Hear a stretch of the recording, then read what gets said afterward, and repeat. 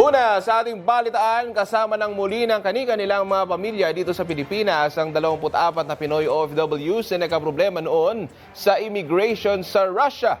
Kasunod po yan ng paglapit mismo ni Pangulong Ferdinand R. Marcos Jr. kay Russian President Vladimir Putin ng sitwasyon ng mga na-detain na Pinoy.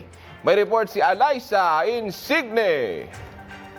Balik Pilipinas na ang 24 na overseas Filipino workers na na-detain noon sa Russia matapos mabiktima ng illegal recruitment. Ang kanilang pagbabalik Pilipinas, isa sa resulta ng pulong ni Pangulong Ferdinand R. Marcos Jr. at Russian President Vladimir Putin sa Kazan, Russia noong nakaraang linggo.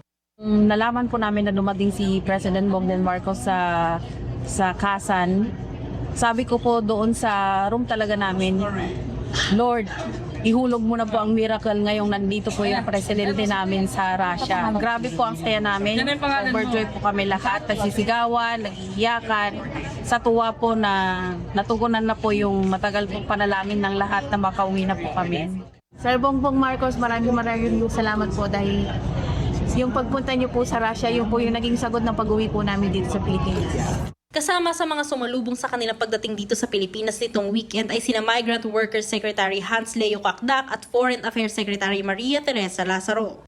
Yung pagpapalabas sa 24 na mga kababayan natin, I think this is also testimonial of the kind of relations that we have started and probably evolving and developing. Iba-ibang tulong din ang ipinagkaloob ng pamahalaan para sa kanilang 24 na Pinoy repatriates mula Russia. Ang isang direktiba rin ng Pangulo ay tulungan sila sa pangkalahatan. So merong employment or livelihood assistance na pwedeng ibigay sa kanila, ilalaan yan for the next few days. Aalamin din ng DMW kung paano na biktima ng illegal recruitment ang 24 na ito. Sa Rewa, ang susukirin natin maigi nito was kadala sa staff paano pa sila nakarating ng footage ito na yun. Kasi meron kailangan masok po dito illegal recruitment o human trafficking activity ay kailangan natin bibigyan ng nasito.